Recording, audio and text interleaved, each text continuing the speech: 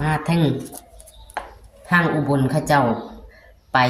03ทางเฮ้ามา30 34 30เนาะทางเฮ้าเนาะพี่น้องมันก็คันรูดก็สิได้34กับ30ไปถึงบนถึงล่างค่ะพี่น้องนี่ค่ะพี่น้องเลขเพิ่นถือว่าโอเค2กับ3มา3นะคะแต่ว่าเพิ่นจับคู่บ่เข้าค่ะพี่น้องจับคู่บ่เข้านะคะเพิ่นให้3ถ้าเฮาเอาไปรูดก็จะเข้าทั้งบนทั้งล่างจะได้ทั้ง34จะได้ทั้ง30นะคะถือว่าบ่ผิดหวังค่ะตัวดินของเพิ่นตัววิ่งของเพิ่น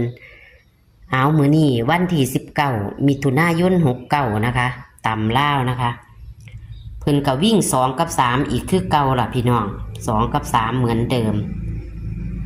เพิ่นจับคู่ให้ก็21 31 41 30